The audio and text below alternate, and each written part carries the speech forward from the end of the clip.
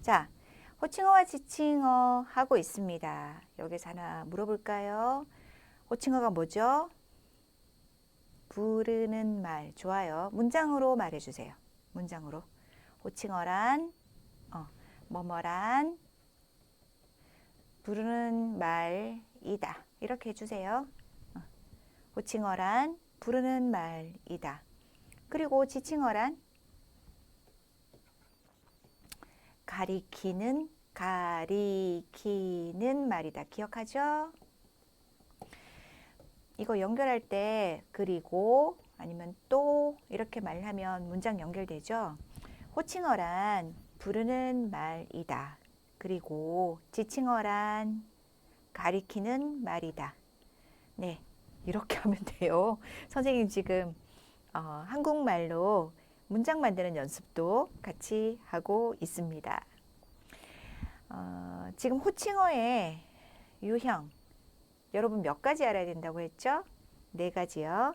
네 가지 유형을 보고 있는데 그 중에서도 몇 개 했어요, 우리? 한 두 개? 두 개 정도 했어요.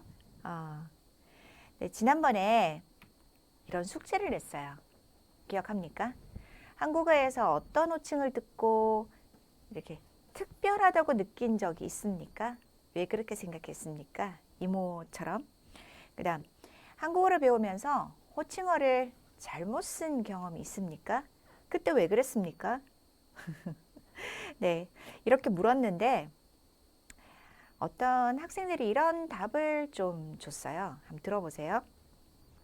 한국에 왔을 때 제가 한국어를 잘 못해서 호칭어를 잘못 쓴 경험이 있었습니다. 학교에 가는 길에 저는 한 아주머니가 이렇게 물건을 떨어뜨렸는데 그래서 뒤에서 아줌마 물건 떨어졌어요. 아줌마 물건 떨어졌어요. 도와주는 말이잖아요. 그런데 아주머니가 고맙다고 하지 않고 화를 냈다고 해요. 그때 전 진짜 당황스러웠습니다. 뭘 잘못한 거예요? 자, 아주머니가 정식 호칭어입니다. 선생님이 언어문화 수업할 때 제일 첫 번째 주에 그 이야기를 했어요. 아주머니는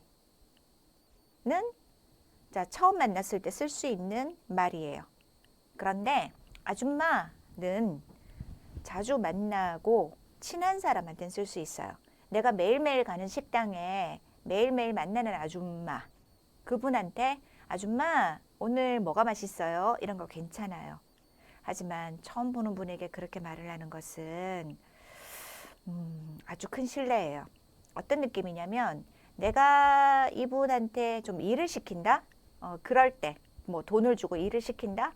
네, 그럴 때 쓸 수 있는 말이라서 그 처음 듣는 그분이 학생이 자기한테 아줌마라고 하니까 좀 기분 나빴던 것 같아요.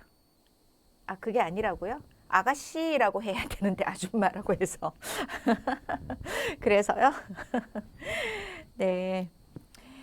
자, 아줌마라는 호칭어는 처음 보는 분에게 쓸 수 없습니다. 아주머니라고 합니다. 그 다음, 어떤 학생은 이제 아저씨에게 할아버지라고 해서 그래가지고 좀 그분이 당황스러워 했다라는 이야기인데요.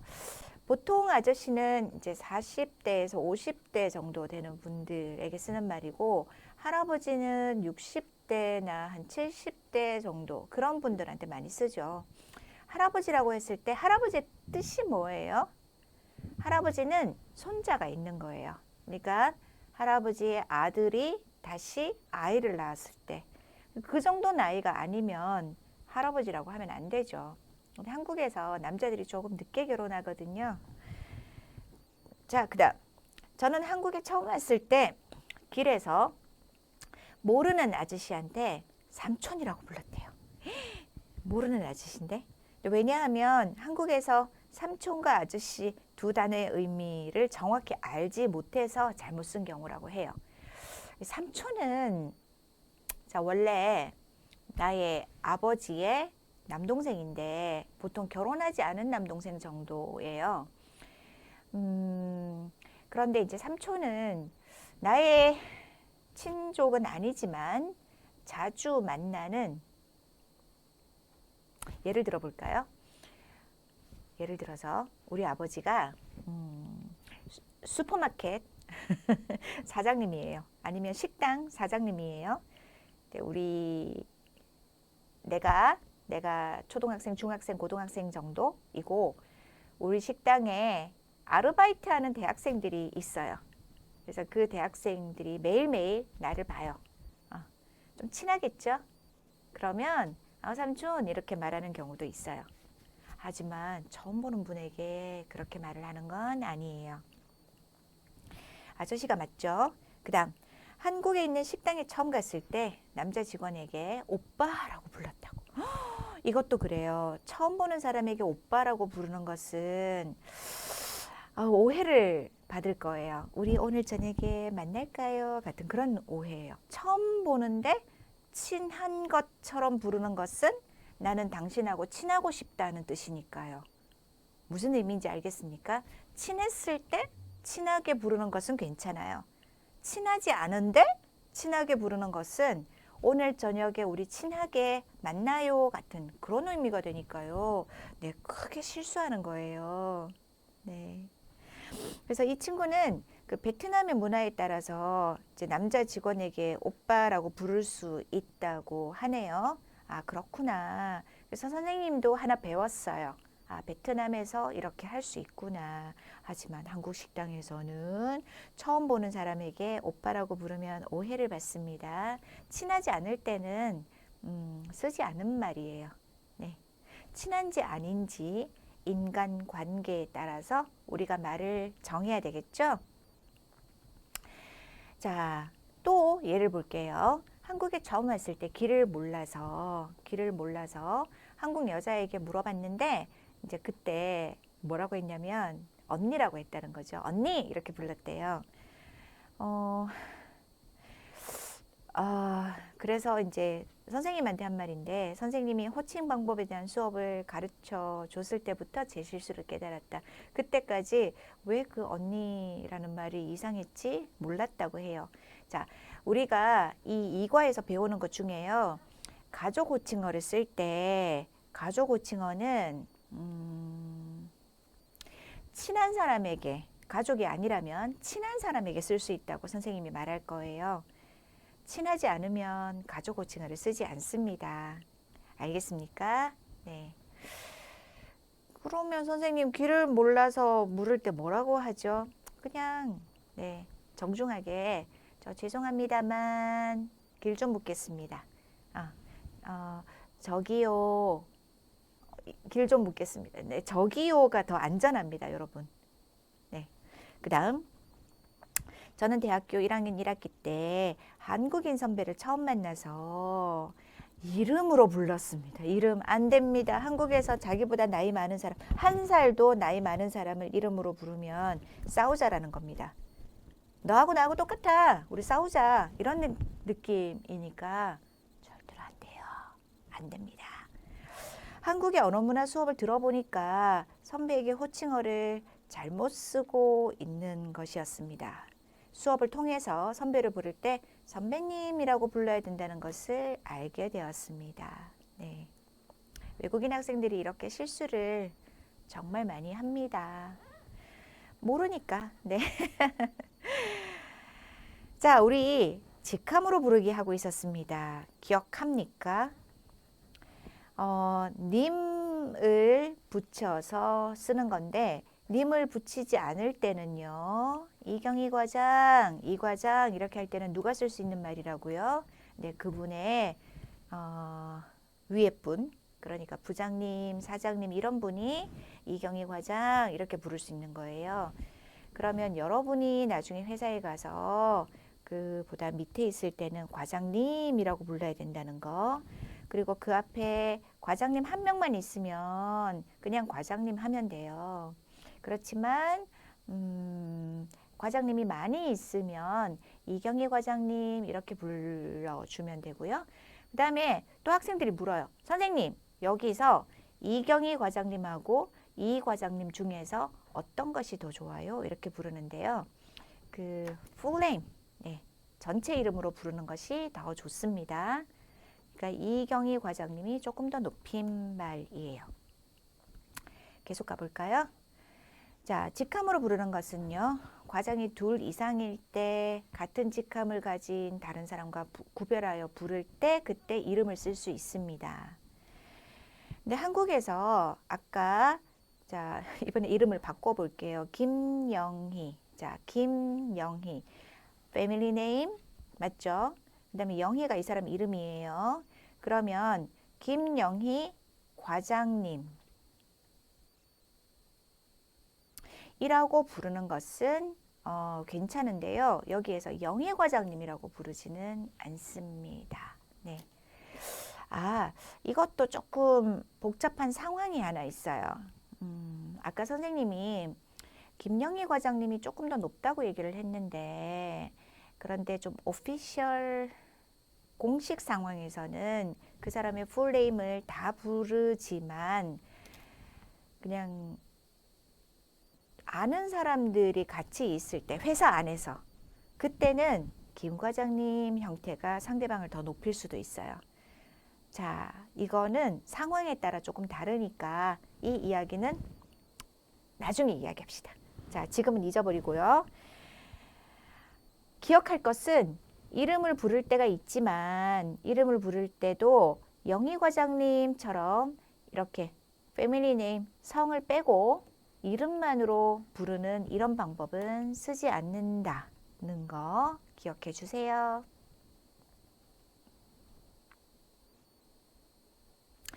자, 이거 조금 복잡하니까 선생님이 지우고 다시 보여줄게요.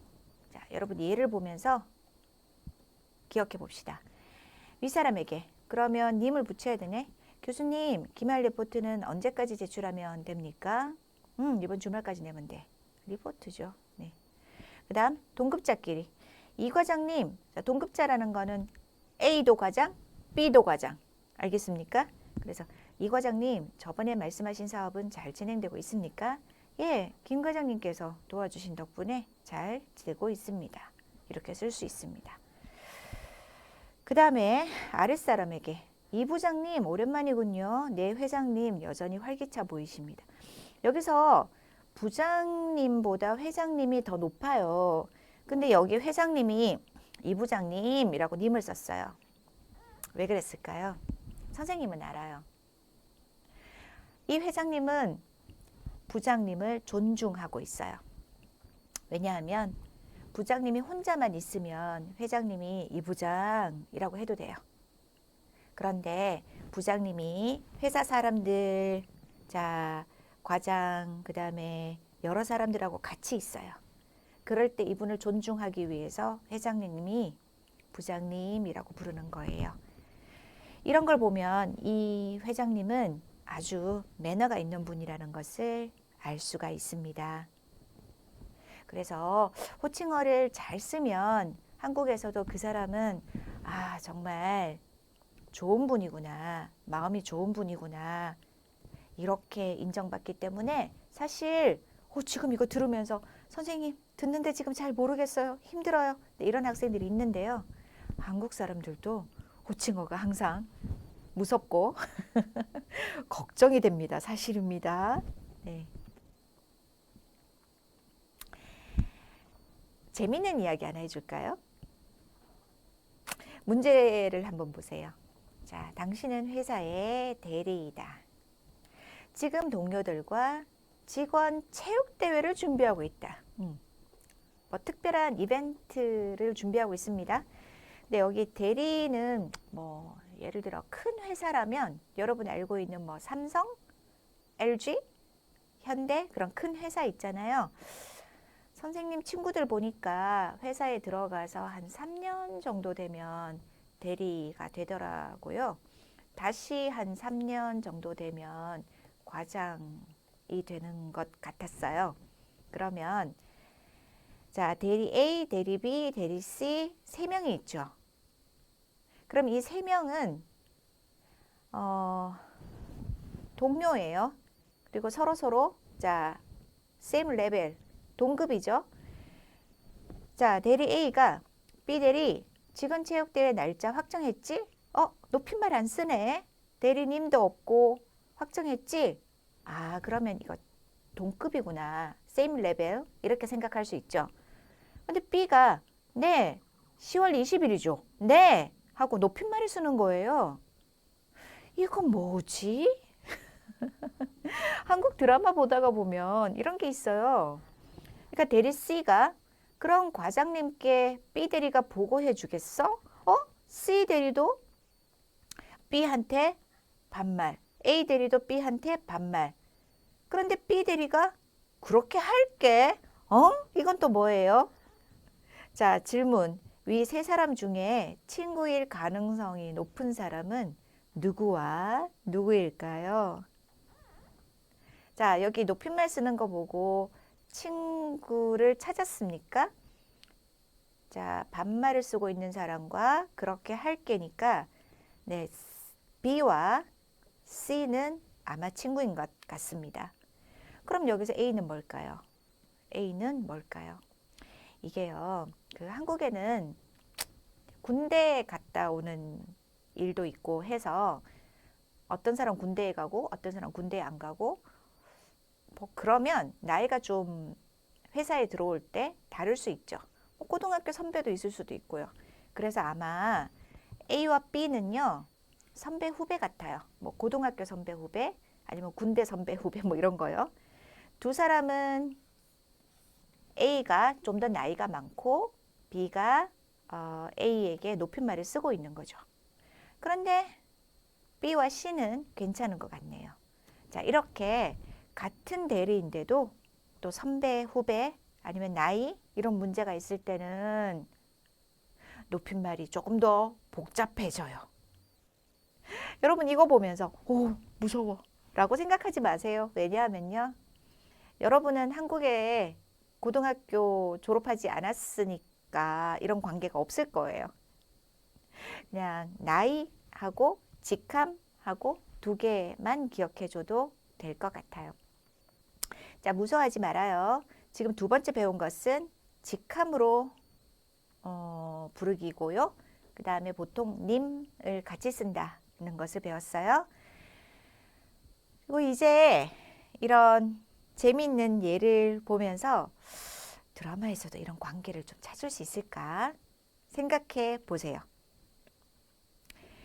자, 그 다음에는요, 이름으로 부르기입니다. 이름으로 부르기. 자, 이름으로 부르는 거는요, 선생님 아까 얘기했어요. 나보다 나이가 많으면 이름으로 부를 수 없다고 했어요. 자, 여기서 일단 이거부터 봅시다. 아니면 야인데요. 똑같은데 받침이 있으면 받침이 없으면 야. 김미경아, 이렇게 성에다가 이름을 붙여서 아를 붙이는 이런 경우는 없습니다. 여기 앞에 이런 표시 있죠. 이거는 이런 것은 한국어에 없다는 뜻이에요. 미경아, 이렇게 이름에다가 자, 패밀리 네임 없고 이름에다가 아를 붙이는 거는 많습니다. 친구나 아니면 나보다 나이가 많은 사람은 나를 그렇게 부릅니다. 선생님 어떻게 불렸을까요? 다른 사람이 선생님을 어떻게 불렀을까요? 자, 선생님 친구가 선생님을 어떻게 불렀을까? 여러분 한번 해보세요. 선생님 친구라고 생각하고 선생님 이름이 다시요. 이미향이죠. 자, 이거 패밀리 네임이에요. 그러면 선생님 친구가 선생님 어떻게 불렀을까요? 해봐요. 미향아, 네, 아를 붙여서 미향아 이렇게 부릅니다. 여러분이 한국어를 배울 때 높임말을 배우잖아요. 높임말 배울 때 C를 쓰죠. 여기에 C를 쓰죠. 그러면 나중에 대학교 와서 여러분 친구 있잖아요. 아주 친한 친구. 뭐 라면도 같이 먹고 떡볶이도 같이 사 먹고 그런 친한 친구. 그 친한 친구를 계속 교실에서 여러분이 C라고 불러요. 그거는 한국 사람들이 볼 때는 너무 이상해요. 그래서 친구라면 그냥 야로 부르는 거죠. 아까 그 펑리라는 중국 학생이 있었죠. 그러면 선생님 이름 한번 붙여볼게요. 이게 모음으로 끝냈으니까 만약에 자, 이 사람을 내가 처음 만났을 때는 친구가 아니니까 벙리 씨 이렇게 부릅니다. 근데 친구가 된다면 어떻게 해야 돼요? 받침이 없죠? 야를 씁니다. 벙리야 이렇게 됩니다. 자, 오늘 또 하나 배웠습니까? 네, 여기에 김미경아, 김아 이런 경우는 쓰지 않습니다. 그러니까 패밀리 네임을 아하고는 같이 쓰지 않습니다. 그 다음에 C는 높임말인데 그런데 선생님 나보다 연장자에게 이름을 부르면 아니면 높임말 이름을 부르면 높임말이 아니라고 했는데요. 네, 맞아요. 그렇기 때문에 이름을 부를 때는 C를 써야 돼요. 근데 언제 이렇게 C를 쓰고 이름을 부르냐면 그 사람이 자, 직함, 직급, 회사에서 그런 거 아직 없고 그냥 금방 회사에 들어왔을 때 그럴 때 방법이 없잖아요. 그래서 자, full name 자, 김미경 패밀리 네임도 있고요. 그러면 김미경 full name 말하고 그 다음에 씨를 쓰는 거죠. 김미경 씨 좀 친하면 미경 씨 이것도 괜찮고요. 처음 봤을 때는 여러분 하나만 기억하세요. 김미경 씨. 그래서 한국어 교재에 보면 1권, 2권에 보면 뭐 데이비드 씨 아니면 네. 앙리 씨, 네, 그런 외국인 이름 다음에 씨하고 같이 나오죠. 여러분 그렇게 배웠죠? 그리고 나중에 친하게 되면, 친구가 되면, 그러면 아, 야로 부를 수 있습니다. 됐습니까? 하지만 그 사람이 직함이 있을 때는, 자, 교수님, 선생님, 과장님, 부장님, 직함이 있을 때는 이렇게 부를 수 없습니다. 네, 그러면 그 사람을 무시하는 게 되는 거죠. 자, 이름으로 부르는 것까지 이야기를 했습니다. 이제 좀 정리가 돼요? 머리가 아파요? 잠시 쉬죠. 쉬고 오세요.